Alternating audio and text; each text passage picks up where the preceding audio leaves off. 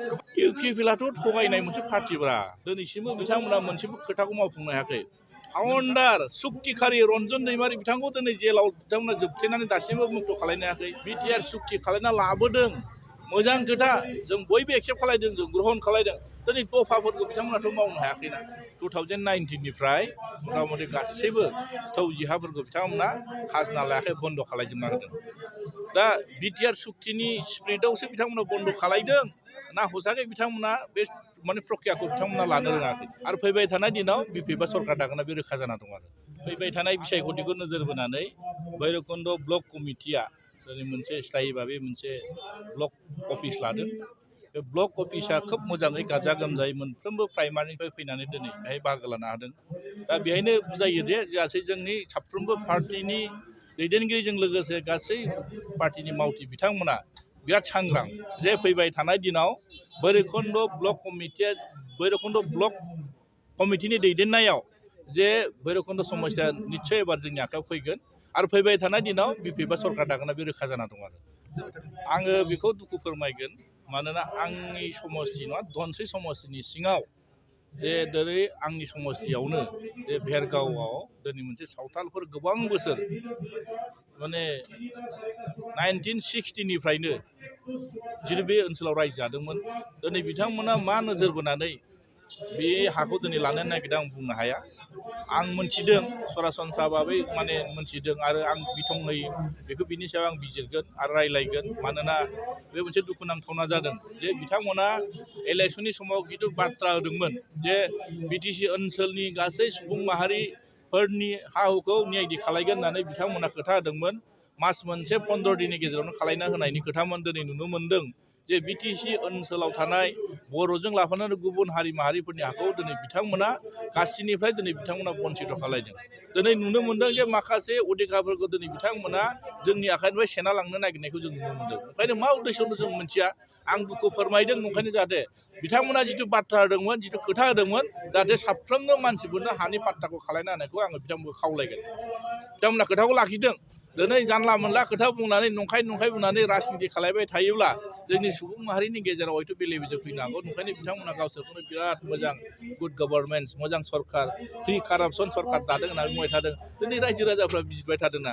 अखल दिनै जोंनि बे भेरगावल' जायाखै, गुबुन गुबुन जिल्ला, जोंहा माखासे जिल्लाफ्रावबो बेबायदिनो जागोन। ओंखायनो साफ्रोमबो सुबुं माहारि रायजो राजाफ्रा बिनि सायाव बिजिरनायखौ आं खावलायगोन। आरो मा बेथ' स्पष्ट माने 2019निफ्राय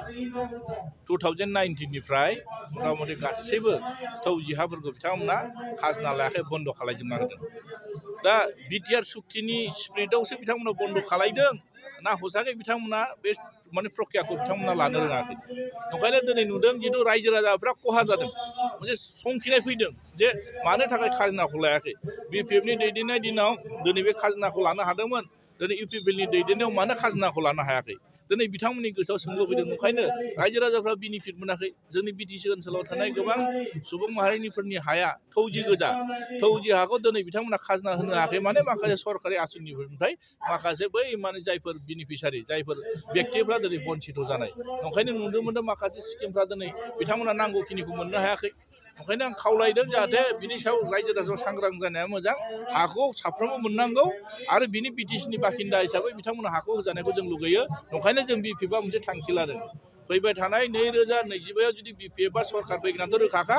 सरकार फैयोब्ला बे हानि पाट्टा प्रसेसखौ जों साफ्रोमबो जोङो मावनानै होगोन होननानै जोङो थांखि लानानै CWCआव थांखि लानानै जों बेखौ खामानि मावनो थाखाय जों आवगायनो थाखाय रेडि, मेन्टेलि गासिबो जों रेडि। आरो इउपिपिएलआथ' थगायनाय मोनसे पार्टिब्रा दिनैसिमबो बिथांमोना मोनसेबो खोथाखौ मावफुंनो हायाखै। नोंथांमोना आं मोनसे उदाहरन हिसाबै बुंनि, बिटिआर सुक्ति खालामना लाबोदों, मोजां खोथा, जों बयबो एक्सेप्ट खालामदों, जों ग्रहण खालामदों। दिनै दफाफोरखौ बिथांमोनाथ' मावनो हायाखैना। फाउन्डार सुक्तिखारि रन्जन दैमारि बिथांखौ दिनै जेलाव बिथांमोना जोबथेनानै दासिमबो मुक्त खालामनो हायाखै। बेल' नङा, आरो बिथांमोनजों लोगोसे थाफानाय माखासे एनडिएफबिनि सेंग्राफ्रा दिनैसिमबो दङ। जोंबो दुखु नाङो। मानोना जों दिनै एनडिएफबि जानानै जों खुलाहै जों गिदिंनो हादों, दिनै राजनिति खालामनो हादों, सोरबा इलेक्सन गेलेनानै EM जानो हादों, सोरबा डिपुटि चिफ जानो हादों, जोंबो MCLA जानो हादों। खिन्थु माखासेया मानो दिनै जेलाव थाखो। जायफोर दिनै एनडिएफबि, मेक्सिमाम एनडिएफबिनि सेंग्राफ्रा दिनै जेल माने दिनै जेलनिफ्राय जानानै फैनानै दिनै माखासेफ्रा दिनै दंब्लाबो दिनै केसआनो जोबाखै। नंखाय दिनै केसाबो जोबाखै आरो बिथांमोननो रिहेबिलिटेसन होनानै बाद दोन मुंख्लंफोरनि खोथा दिनैसिमबो फाइनाल खालामनो हायाखै 5 लाख थाखा मोननायाथ' बाद दोन दिनै गोबां रोखोमाव बिथांमोना मावनो हायाखै आरो दफाफोरखौथ' मावफुंनो हायाखैयानो बेखौथ' रायजो राजाफ्रा नुदों नंखायनो बिथांमोना नंखाय बाथ्रा बुंनानै रायजो राजाखौ थगायबाय थादों नंखायनो बिथांमोना एनडिएफबिनि जेंनाखौ सुस्रांनो हाखायाखैनो आरो रायजो राजाफोरनि जेंनाखौ सुस्रांनो हायाखै आरो बिपिएफखौ रायै रायैनो 5 बोसोर बिथांमोना बारहोबाय नंखायनो रायजो राजाफ्रा गासिबो बुजिबाय जे बिटिआरनि रायजो राजाफ्रा फैबाय थानाय दिनाव बिपिएफनो भट होनो थाखाय गासिबो माने रेडि जाना दंखायो ओंखायनो बिपिएफआ मोजां नाम्बार लानानै सरकार दागोना रोखा आरो बिनि खोथाखौ माथो बुंबावनो बिथाङा गावनि डिपार्टमेन्टखौनो सामलायनो हायाखै मैदेरजों बुथारजानायाथ' बयबो नुबाय थादों नंखायनो आं खावलायगोन बिथाङा गावनि डिपार्टमेन्टखौ मोजां सालायथों मालायखौ जानला मोनला खोथा बुंनानै राजनितिनि बाथ्रा बुङै बुङै 5 बोसोर हगार हरबाय बिथाङा नंखायनो बिथांनि एन्सारखौ बिथाङा मोनगोन ओंखायनो दिनै जोङो मैदेरनिफ्राय आरो मानसि आरो मैदेर जिथु जोंनि गेजेराव मोनसे हंगात जाबाय थादों बेखौ जों बोरै प्रटेक्सन होनो हागोन नंखायनो फरेस्ट डिपार्टमेन्टनि गासै अफिसारफोरखौ आं खावलायगोन नंखायनो बिथांमोनाबो मोजां पदक्षेप लानानै जाहाथे बैनिफ्राय जाहाथे बासायनो हायो आरो